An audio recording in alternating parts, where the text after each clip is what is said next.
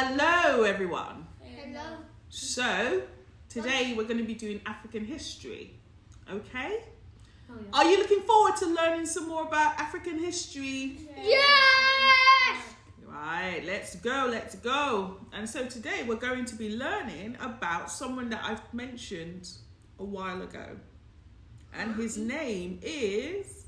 Mansa Musa. Ha! I got it right. I'm so smart. Mansa Musa and the Mali Empire. Woo, woo, woo! Mommy, it's not a birthday party. Choo! That's so exciting. Why not? We're celebrating he was the richest man on earth, Choo! according to historians. All right. So now what do we do?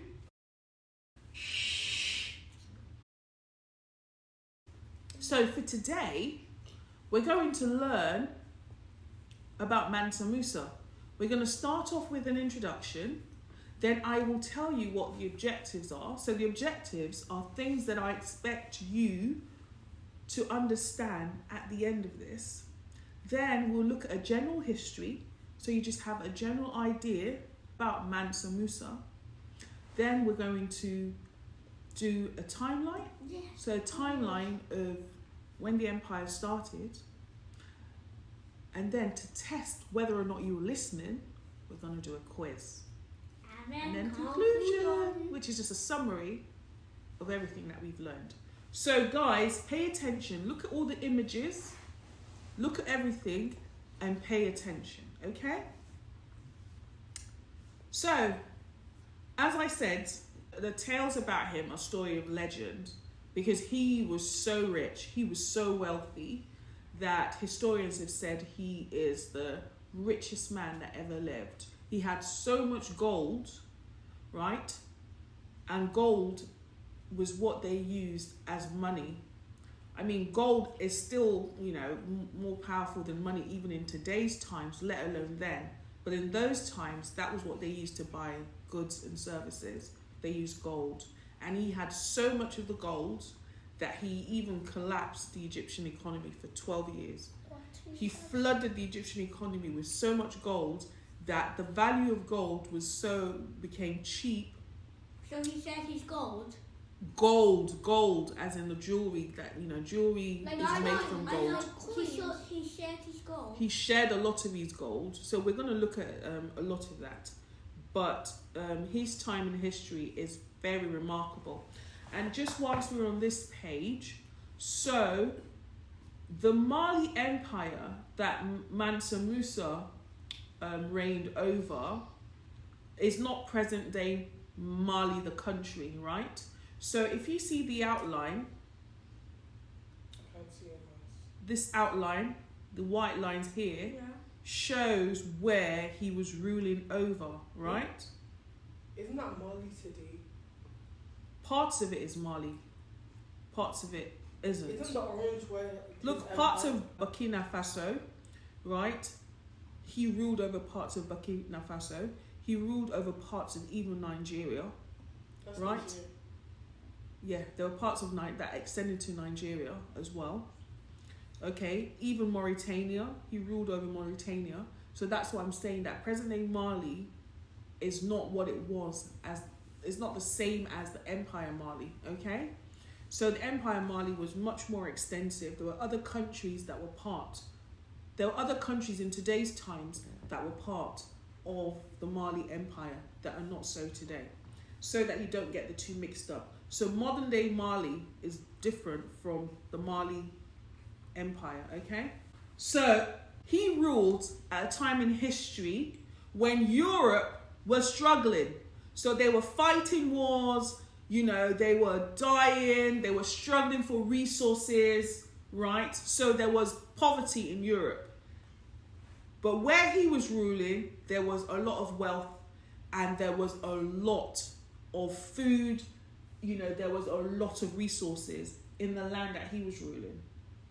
And one of the reasons that his empire was so successful and so great was the natural resources that they had in abundance. So they had like salt. So you can see those are like salt pyramids, right? And some of them tend to be quite huge. So that's how salt. Salt Yeah, that's pyramids. salt. Yes, those are salt pyramids. So he had a lot of salt and a lot of gold. So his reign spanned from 1312 to 1337. Although, when you look through history, sometimes 1337 is questionable. Some people say 1332 was when he died. Some people say 1337. Some people say he died in 1332, and that people that contacted him or had messages from him, that it wasn't messages from him, it was from his son. But then there was another historian that just said, 1337 was when he died. So for the purposes of what we're learning today, he reigned from 1312 till he died in 1337. And he was renowned for the wealth, the opulence of the wealth, and also for the pilgrimage that he made to Mecca. So the pilgrimage to Mecca is often referred to as a Hajj. A Hajj is when people that are of Muslim faith decide that they're going to go and visit Mecca. So you find that a lot of people do this every year. They go to Mecca. Mecca is in Saudi. It's in Saudi Arabia, correct? Is it like a barber shop? No, Mecca is not a barber. Mecca is a place that Muslims hold in high esteem. It's a holy pilgrimage. It's really, really important in their faith.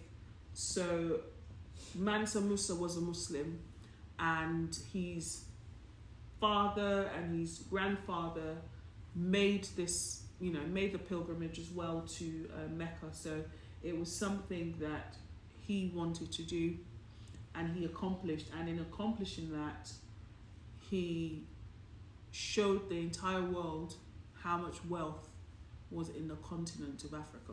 So our objectives today is, the first thing, we're going to learn about Mansa Musa and the Mali Empire. Secondly, we're going to know about the riches and the resources that were in the empire.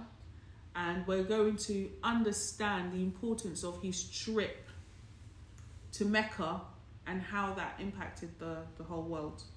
Okay? So, the general history.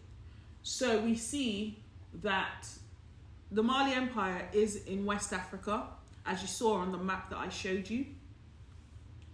And it grew from the 13th to the 14th century, primarily because of the leadership of Mansa Musa. So the image on the right-hand side shows Jingiriba Mosque in Mali. And interestingly, it is still there today. And it is such an important historical site because it is the largest building that has been made of mud hut. And the architecture of it is amazing. It was done when Mansa Musa was in Spain, and he was in a region called Andalusia, and he got some of the architect, there was a renowned architect from there who he invited to come to Mali, and that architect was the one who designed this building. Yes, Mansa actually means king. It means ruler, emperor in Mali. So you would find that just as some countries would say emperor, some countries would say king, in Mali they say Mansa, right? So Mansa means King Musa. Mansa Musa means King Musa, okay? Secondly, he was the richest person in history. So according to historians, his wealth it's very difficult to calculate how wealthy he was. But what does wealthy mean? Wealthy means he had so much money, and his money was gold. He had so much gold.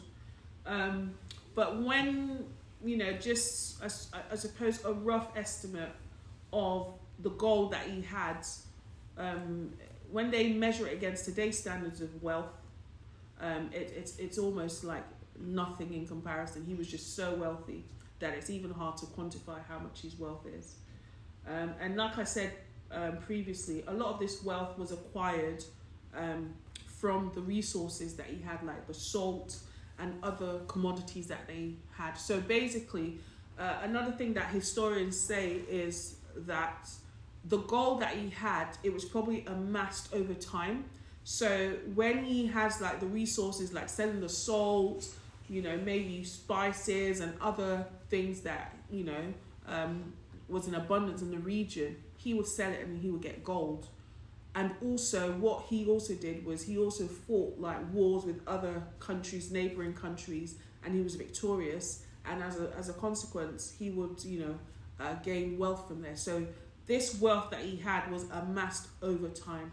That's according to historians. Again, the culture flourished under the reign of Mansa Musa. The arts, education, religion, you know, food, all these things flourished under his reign.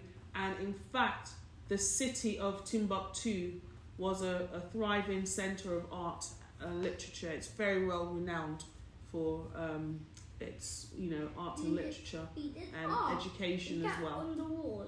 Is that on the wall? Yeah, that's just showing the culture, different bits of culture, different aspects of culture.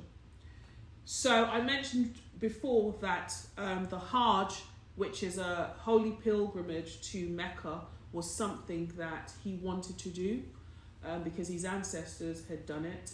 So he made that pilgrimage, and as you can see from the image, he would have done it on a camel's back, you know. So he would have had lots of camels that he would have to, you know, ridden on to make that journey. And that journey, it took like almost a year, because he started in 1324 and he arrived in Mecca in 1325.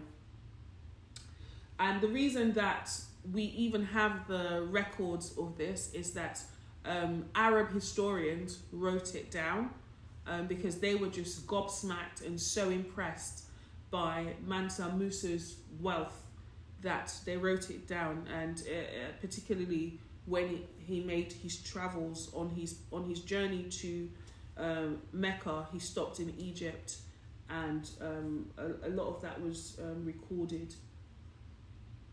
So on his journey to Mecca, he would give lots of people gold and so that was what he was renowned for. So this journey is considered an epic journey because of the vast amount of resources, commodities, gold, and everything that he took with him. And it would have required tens of thousands of slaves because somebody had to carry these items. So his entourage was like, you know, tens of thousands of people. As you can see in that image, you can see lots of men even on horseback. So those would have been like his soldiers. That would have been his security detail. So you can just imagine what that journey would have been like. It would have been something to behold. Imagine these tens of thousands of people on the Sahara Desert, like making their way as they're going to Mecca. So that would have been such a spectacle. What a sight. And it would have been full of colour, full of richness. And they even said that in his entourage, the kind of Persian silk that his entourage were wearing was the finest Persian silk. So it would have been quite a sight to behold. The historical impact was that because of the way Mansa Musa was distributing the gold, because the reputation preceded him, everyone knew about him, it meant that European became aware that there was gold in this, in that land, and they were exploring, wanting to find, new lands, opportunistically to exploit. So I think, and this is just my opinion now, that who knows, maybe this is the reason that Europeans then invaded the African continent, because of things that, Mansa Musa did, right? Because prior to that, it's not noted that there was even a map of Mali that Europeans had access to. But because of this, there was a Portuguese cartographer or Spanish, I can't remember which, that was able to sort of draw a map outline of where Mali was. So who knows, decades, or even a century later, Europeans invade Africa and exploit the people and take Africans as slaves across, the Atlantic Ocean into the Americas and the Caribbeans, etc. So now we have the timeline. So in 1235, we see that Sundiata Keita, who is the ancestor of Mansa Musa, founded the Mali Empire. And what's interesting is the line, right, in which Mansa Musa became king or emperor over Mali is very interesting, because it wasn't even supposed to be his line that was going to be king. It was actually his cousin that was king. But what happened was his cousin, as king, loved to explore and wanted to explore beyond the Atlantic Ocean. So his first exploration trip, he took about, I think, 20 ships or something like that. And then the second time that he was going on his expedition, he took over 200, no, is it 200 or 2,000 ships? Oh, no, I think his first expedition was about 200 ships. Then the second one was like 2,000 ships. So you can imagine like how wealthy, that is a lot of ships. And that just shows you how rich this empire was. But what's interesting is he never made it back. So the emperor, the king that was on the throne, the Mansa that was on the throne, never made it back. Apparently, he either got lost or he died, during the journey. Nobody knows. But what some historians allege is that they think Mansa Musa actually killed his cousin so that he could get the throne. Because before the cousin left on this journey, the cousin made him the deputy. So the cousin said, whilst I'm away, somebody needs to be ruling the empire. And he put Mansa Musa in charge. So that's what they alleged anyway. So we see that from 1312 to 1337, Mansa Musa reigns as emperor. Then in 1324, which I mentioned already, he makes his famous trip, his famous pilgrimage to Mecca. Now, what's also interesting that I must mention is that, I said in 1325, he's making his way back to Mali. Because he had given so much gold, and sometimes he would buy things from the countries and the places that he would visit on his journey to Mecca. He would give them gold and buy things from them. On his way back, you'll never believe what happened. He ran out of money. He had no money. He had no money on his way back. Mansa Musa had no money when he was making his way back home. Because all the gold, he had just given all that gold away. So think about that. So in 1337, Mansa Magan succeeded Mansa Musa. So that means that Mansa Musa died and his son Magan took over. By the late 14th century, the empire began to die. It began to decline due to internal conflict, fighting and whatever, and obviously pressures from outside other countries. Because I said that there were lots of battles that Mansa Musa had. He would go conquer territories and take those people as slaves and make those territories part of his empire. So unfortunately, due to conflicts that were going on in the palace and obviously pressures from outside, the empire declined. Quiz! Question 1. Who was Mansa Musa? A famous explorer. B, a wealthy merchant. What is C, Daniel? the emperor of the Mali Empire. D, a legendary poet. Question 2. What made the Mali Empire prosperous during Mansa Musa's reign? So the word prosperous means rich, having lots of money and having lots of things. A, abundant crops. B, gold, salt, and other resources. C, a strong military. D, advanced technology. Question 3. What is Timbuktu known for during the Mali Empire? Money. A, trade routes. B, cultural flourishing. C, military conquests. D, agricultural innovation. Question 4. Why is Mansa Musa's Hajj pilgrimage famous? That's his pilgrimage to Mecca. Why is that famous? A, he discovered new lands.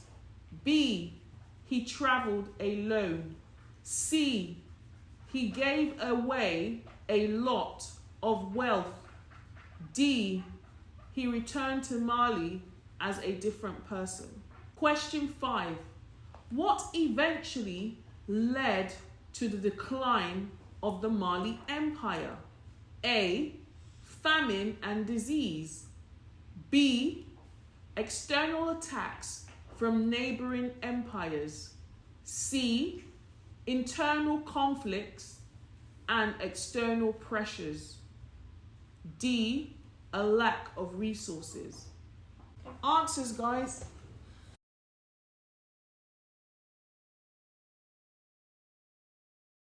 Yeah, you can get something.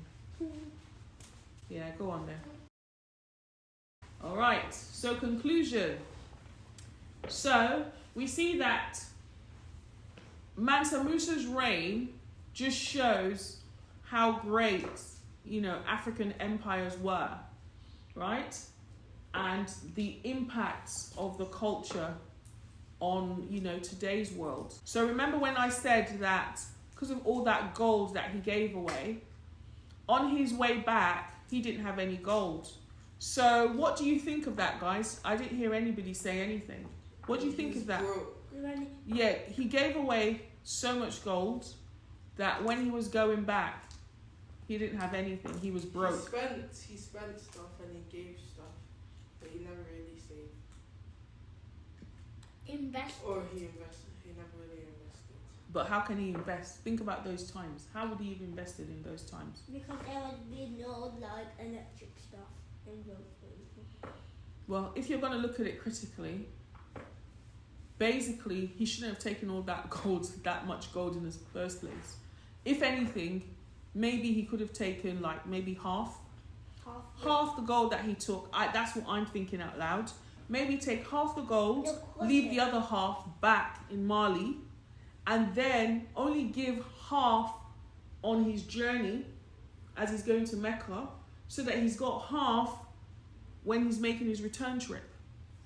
But why doesn't he just take a third? What do you mean a third? A third of his money. Why doesn't he save a third of it? Why did he take a third? Of his money? That's a good point. That's what I'm saying to you. This is what I would think, because I don't know why he had to take so much. Because what you have to bear in mind is that in those times, kings liked to show off how rich they were. Because when you show off how rich you are, it's also a signal or a message to other kingdoms that, you know what, I can't just go against that kingdom because they've got a lot of money. So if they've got that much money, they must have a good military, they must have, good infrastructure, they must have X, Y, and Z. So it's almost like you're messaging your potential enemies, because other kingdoms are potential enemies in those times, because other kingdoms want to come to your kingdom and take over. So what other kingdoms do is that if I'm a more powerful kingdom than you, I would come, take over your kingdom and say that you and your people have to serve me. or I might just come, take all your people from that land and bring them as slaves into my land. So this is what happened in those times. So who knows why he traveled with so much wealth and, you know, so much, you know, so opulently. Maybe because he wanted to do in another country. No, I told you his purpose for traveling was he wanted to go to Mecca. He was a Muslim and he wanted to make that holy visit. But because he was a king, he couldn't just come, you know, with Nothing. yeah. He had to travel in style. That's the way you would say. It's just like if the president of America, for example, is traveling anywhere, He takes the Air Force One. he travels in style, so that you know that this is a very, very, very important person. So maybe that was part of the reason why he traveled with like nearly all his wealth. But I think the disappointing part is, as historians, because remember these are what historians say. We don't know, it may not even be true. But according to some reports, it was stated that on his way back, on his return to Mali after the Hajj, that he was broke because he had given all the money, all the gold that he had away. So the lesson there as well is, even though kings and emperors like to show off, but they're not thinking critically that they have to save for the raining days. Remember we talked about raining days last time, and your mom just used if American president has to travel, the traveling style. Do you know how much it costs? If American president to travel from America to another country in Air Force One, they have to carry their cars. They have to carry every single equipment that they need in that country. They have to carry helicopters inside carriers to take with them, because they fly with the Air Force One, but when they get to that country, they fly with different helicopters. So it costs them a lot of money to do that, right? And that money, they don't have it. Okay, they don't have that money. They're borrowing to be able to spend that money that they're spending. So and all these things will have impact down the line. So it's just a message that when you have money, even though you have to give, you should give money to people, or don't spend money because you want to show off. Don't ever spend money because you want to show off. You can give people money, but it's got to be a fraction of what you have, because the first thing you have to do with your money is to invest. Invest. Yes, invest. All right. Invest. Save. Second point. Give. So we see that his legendary wealth and cultural contributions, have left an indelible mark on the, historical and cultural landscape of the world. You can see that definitely the architecture is very similar to that the Grandeur mosque. And some of these sites are present today, even in Mali today, which is quite impressive. And this final one, again, this is another view of that mud, mosque, the largest mud building in the world. It's much bigger than this. For the sake of, putting it on the screen, I've had to chop it. It's much wider than the entire screen. It's a really, really massive structure. These buildings just celebrate the brilliance of Africans and Africans from the past. So it's very important that you know your history. Very, very important, so that you can be proud to lift your head up anywhere and look at the contributions of African leaders and African individuals like you. So I hope you've had a great session today, and that's the end. So thank you very much. You're welcome. Me and the back and one.